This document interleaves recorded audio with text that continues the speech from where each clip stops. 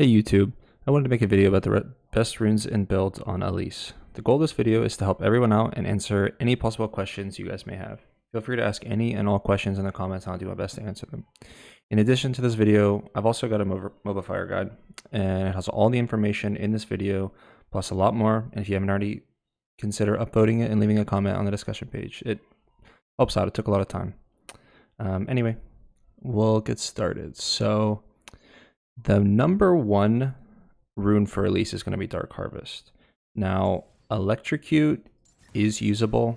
It can work. It's going to be, you're going to be more consistent with your one-shots, but the thing is, it's going to be a lot harder to solo carry a game or pop off and really just not have to worry about having a bad team, right? If I'm running Dark Harvest and my team's not very good, doesn't matter, right? If I'm fed, I can just walk around one shot, get the reset one shot and so on. So I think Dark Harvest is better. Now, after that, we have Sudden Impact or we have Cheap Shot. Now, it's pretty 50-50 split. Cheap Shot is better, if you land your stun, but you're not always going to be able to land your stun. So I think Sudden Impact is probably better overall, and it did get a buff as well in this last patch. So I do suggest going Sudden Impact. And then it's definitely Eyeball Collection. I mean, this is just the number one, right? You're going to get kills early, you're going to get them fast, way more than, Ghost Poro and Zombie Ward. Those take forever to stack. So, sometimes at like 6-7 minutes, I've got almost a fully stacked Eyeball. So definitely the go-to rune here. And then in the third tree here, we have either Treasure Hunter or Relentless Hunter. I like Treasure Hunter because if I get an early kill or two, it gets me to my 1100 gold spike, which we'll go over later. But that allows me to buy Sork Boots, which I think is the best first back that you can get on Elise. So, and the extra movement speed you get from that is going to be more than Relentless Hunter anyway. So I do like Treasure Hunter. I think it's better. Next, we've got the secondary tree. So right now there are two trees that people go. They go Precision or they do Sorcery. Sorcery is good, but it's not as good as Triumph, right? Or I'm sorry, Precision. Like you go Absolute Focus or Nimbus Cloak and then you go Water Walking. And if you fight in the river, it's great, right? But the thing about Elise is you want to be turret diving. And if I'm turret diving, I'm not going to be in the river, right? And I'm probably going to be pretty low, right?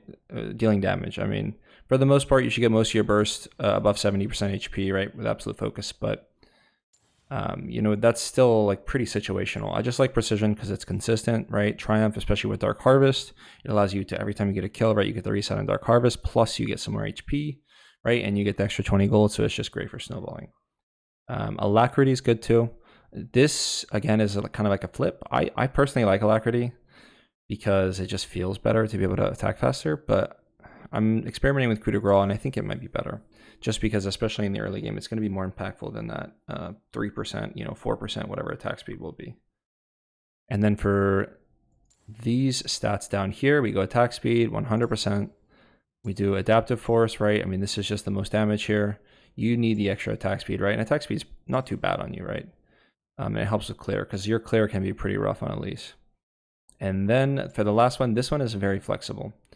If they have a pretty heavy AD team, I'll go armor. If they have a pretty heavy MR team, I probably go HP.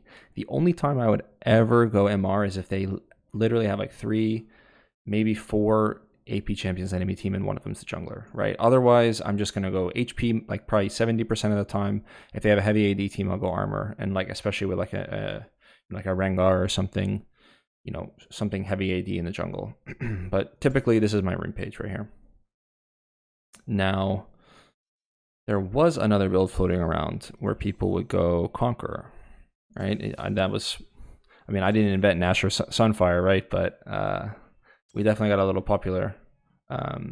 So Conqueror this build was pretty good last patch. I'm not even going to bother with it this patch. I don't think it's very good. I don't think you should go it. I don't want to suggest it unless I think it's good. But if you do want to, have a little for fun with a little Bruiser Tank Elise, these are going to be your runes. Okay, and it's the same exact logic as we just followed in the previous one, right? These are just the strongest here. Same runes here. But again, I do suggest this rune set right here. And now we'll go into items.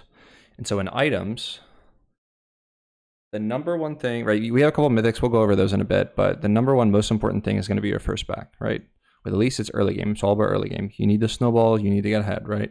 So your first buy is going to set the pace for the game. Now, if you have to back before 1100 gold, right? I would probably do something like, I don't know, Boots of Speed, because you want the movement speed, Dark Seal, you know, and probably a Control Ward or something, right? But ideally, you want to back with at least 1100 gold, and then you can buy Sork Boots. And a perfect back, right? Like once you hit this mark, unless there's something just straight up free, you should probably just back for these items. And it's going to be Sork Boots and Dark Seal. This allows you to move across the map faster. You know, you'll be faster than everybody, and you'll be able to snowball with Dark Seal, right? And this does give you a bit of damage, all right? And this is not going to help you kill camps, right? So when you do this back, don't just go and start killing your camps, right? You got to kill the champions, right? You get that Dark Seal stacks, you're going to be behind in levels, that's okay, right? You're not going to be able to clear your camps as efficiently as if you went, you know, blasting wand and whatever, right? But this is going to be what you need to snowball. And then we have the mythics. So I think undisputed best mythic is going to be Night Harvester, especially after the buff a couple patches ago. You can see it gives 25 ability haste. That's crazy, right? And the build path is really nice too when they swapped out Blasting Wand for Fiendish Codex, because Fiendish Codex is like 50% more gold efficient. Like it's just crazy how much more free stats you're getting when you go Night Harvester. Protobelt is good too, right? Protobelt again is kind of that same situation where it's like as Electrocute, right? It's more, you know, more single target damage, right? Because you've got the magic pen, right? And this gives you ability haste. So it gives you more single target damage, but again, you know, you need the 1v9 around this champ. You need to snowball and you need to be able to carry. And being able to one-shot one person is not going to be enough. You need to be able to one-shot multiple, right? And this passive of Night Harvester is just really good for that, especially with Dark Harvest, right? You throw out one W, right? One human W, somebody's low, you know, it deals like 400 damage. Night Harvester triggers what? I don't know, 200, right? Something like that. Dark Harvest triggers like another 100. I mean, that's just, it's a nuke, right? And it's AoE. So Night Harvester is the way to go. But this is also an option too. And Sunfire, I've got it here just, you know, for the other build, right? You will, if you're going to do the Sunfire build, then you want to go Gnasher Tooth, okay? You want to go Gnasher first into Sunfire. If you do that, you know, again, I don't think it's the best build, but it's fun. It is. I liked it, but I think this is the best build. Night Harvester here. And now for the second items. Oh, I forgot to add this actually. So if you're snowballing and you're ahead, second item after Night Harvester, right after Boots, after Dark Seal, Night Harvester, it should be Mage's if you've got some stacks, right? And you're in a good position, you should buy the Mage's, right? Especially after the durability patch and everything going on there, it's really high value. You know, it's hard to lose as long as you don't just do something really dumb. You know, the Mage's is great, okay? And now after Mage's, or let's say you don't go Mage's, our options are pretty versatile, right? If they've got, you know, heavy AD damage, or, you know, a Zoniac would be really nice. You can go for a cheap Zonia's. It's only 2,600 gold. It's a very strong item. It doesn't give you a lot of damage, but it's fantastic. It's definitely, you should be if you're full build Elise, it should be in your build pretty much 100% of the time, no matter what. Other options include Shadow Flame. If there is 0 MR on the enemy team, I really like Shadow Flame because it allows you to do basically the most damage, right? Because when they have low MR, that extra magic pen is going to be really, really valuable, right? If they have low HP targets, right? Because you can see if they're 1,000 HP or below, so they got some squishies on their team, this will be a great item. I wouldn't build it if people are building MR though. And then we've got Lichbane. Lichbane is kind of similar vein to Shadow Flame, but it's a little more versatile. It's not going to be as much damage, but you know, you get some value out of it, right? You get 8% movement speed. I think this is definitely more of a carry item, but you're going to be left more vulnerable, right? You don't get the 200 health from the Shadow Flame, but you know, you definitely have a lot stronger snowball potential, I think, with that movement speed, and you got a little more burst, not quite as much consistent damage, but you got a teensy bit more burst, and you got that ability haste, which is nice. And then if they're stacking MR, you can go Void Staff second or third. I think if you know, the enemy jungler's got a Hexdrinker and a Merc Treads, and they got a tank, and somebody else is building MR, I mean, Void Staff is a very strong second item, or third after Mage's. And then, yeah, whichever one you don't build, a lot of times you can just circle back to this, right? We got Banshee's Veil. Obviously, it's great. if you're facing MR, right? You're facing a lot of AP damage. Banshee's Veil is great. Rabadon's is a really good later item. I wouldn't go it anywhere earlier than 4th. Because you need, it's good later as the game goes on. You get that extra AP. You don't want to build it too early. And then Demonic Embrace is also really good against tanks, right? And it's also a good item if you want to, like, let's say you got the Shadow Flame, you got the Zonia, and you want to be even more tanky, right? Demonic Embrace is a really good choice because it gives you 450 HP, which is quite a bit.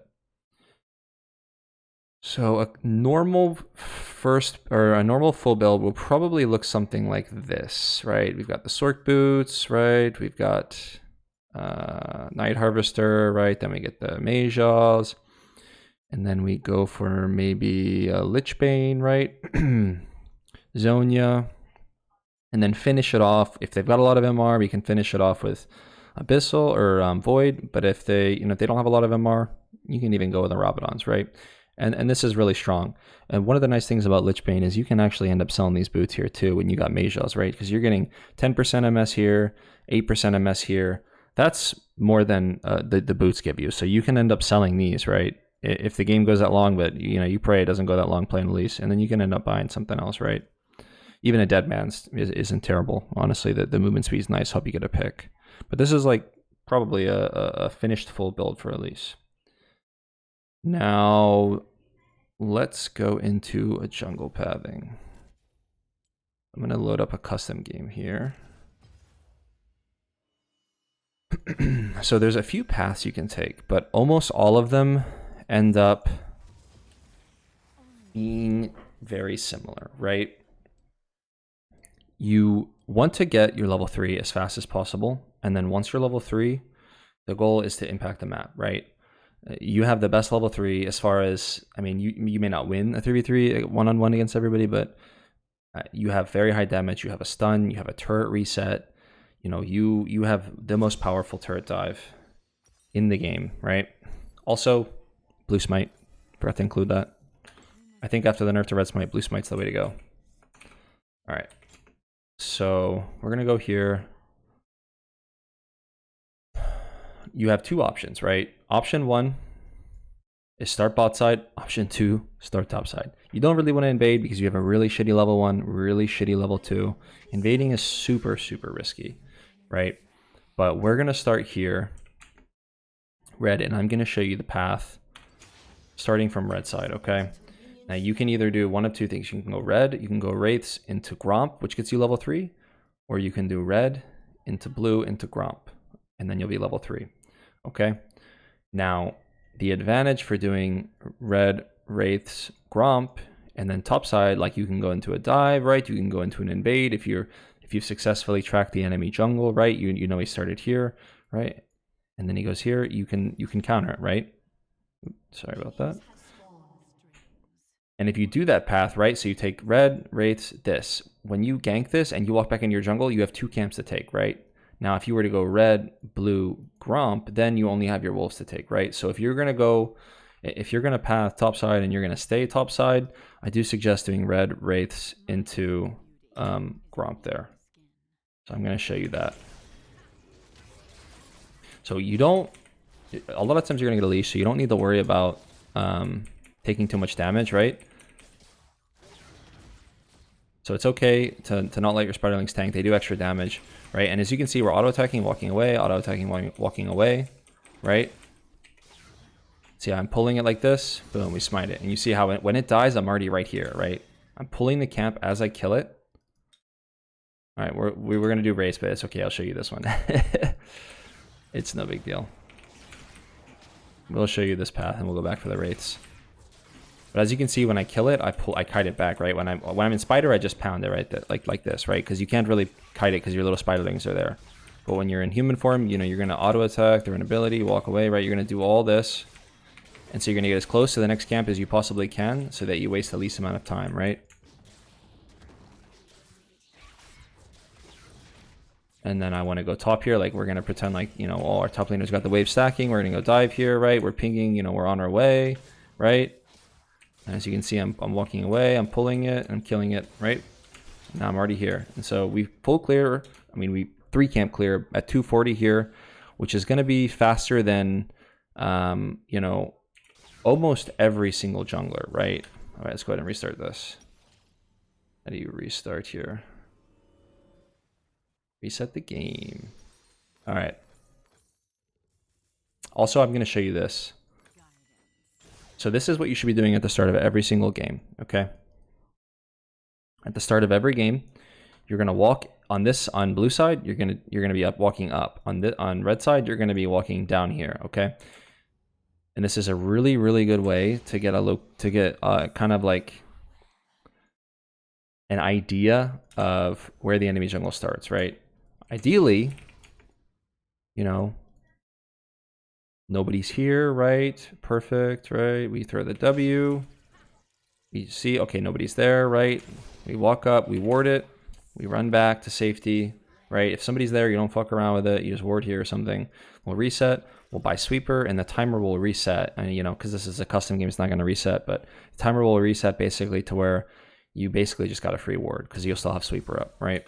Oh, see, if it did. So 30 seconds. So by the time we go to kill these minions, our Oracle lens is going to be up. And so now we also will see if we see the jungler here, we know he started here. If we don't see him here, we know he started here, right? So this lets you be able to track the enemy jungler with almost perfect efficiency. And then that will help you dictate what you want to do, right? Like if I don't see him start here, I'll know he's going to be here. I might 3 camp, and then I might, I might invade him here when he goes to kill this, right? Oops.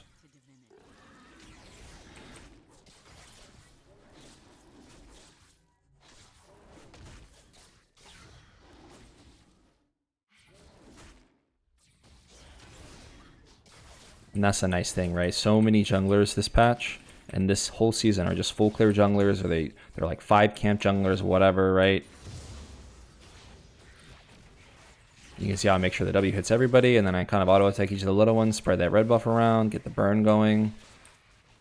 But so many junglers are like full camp, so when you 3 camp, then you can invade them in their jungle and catch them by surprise because you clear, you get level 3 so fast, right?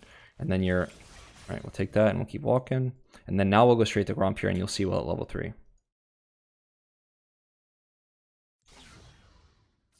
We'll hit the plant there. Now again, either one of these paths are fine. I think their clear speed is very similar. I think it's like almost the exact same clear speed. It just kind of depends on which side you want to hover, right? If you're gonna gank top and then immediately recall, right? Then you're probably better off.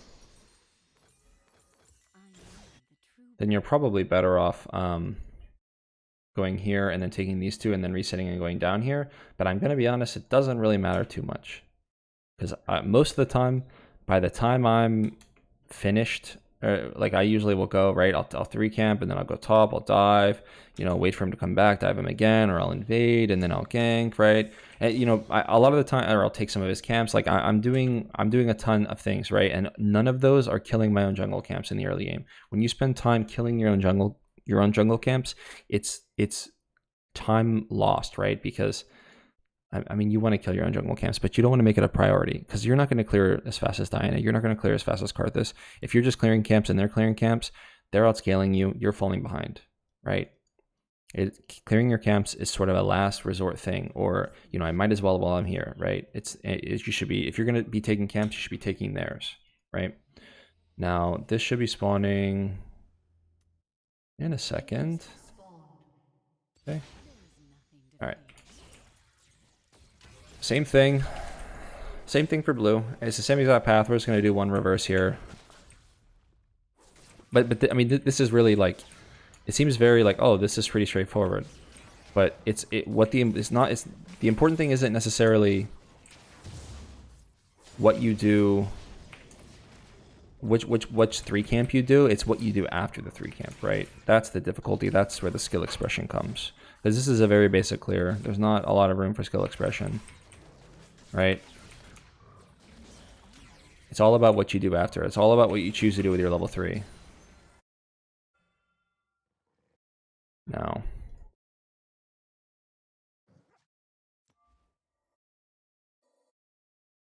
one more thing I'll say about choosing where to start. This is a big factor in which you should choose where to start. So if we're starting bot side here, right? This is way easier to dive than this, right? Because for this, you have to walk all the way over here, and you're at an awkward angle. You don't have a lot of, you know, I'm not being super efficient here, but you guys get the picture. So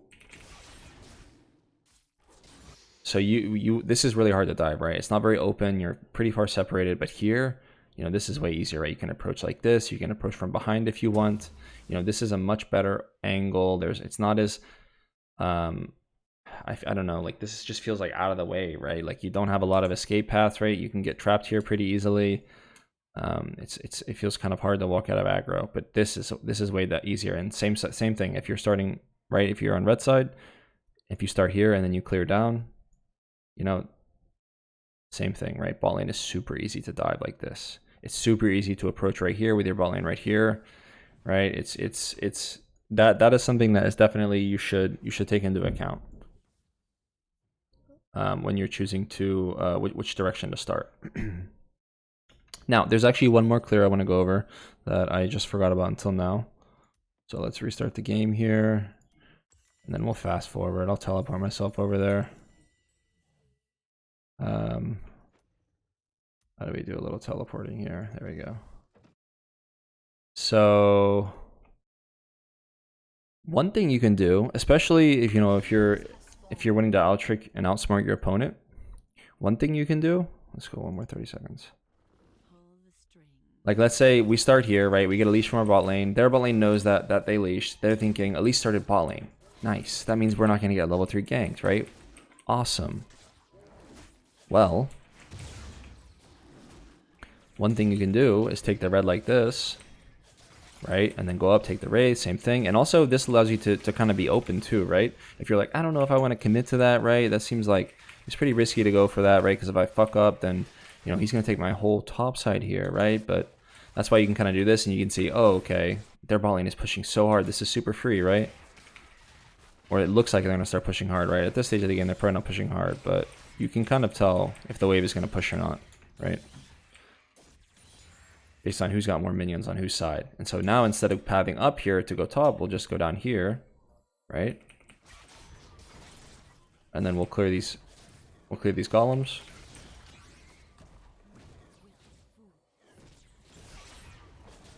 And then, you know, hopefully, right, if you kind of predicted the lane well, if you read the lane, the waves pretty decently, right about now, the wave should start to almost be crashing, right?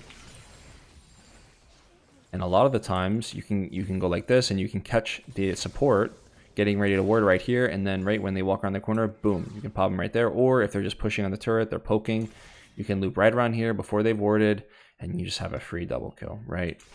Right here, easy. Same thing, you can do the same thing here. Start here and you can 3 camp and you go top, but I think it's probably like riskier, just because I feel like it's a lot harder to kill the top laner than it is get a kill here, right? You've got a lot more help here to focus down somebody. But anyway, that's it, guys. I hope this video gave you guys a lot more, you know, clarity and understanding of how to play Elise, how to build her, what runes to take, you know, and how to path on her. You know, make sure if you like the video, subscribe, give me a like. It helps. It does. And all your support is very much appreciated. So if you guys have any questions, please leave them in the comments below. I'll do my best to answer them. I read every comment, and I respond to almost every comment. So yeah, have a great night, guys. Thanks.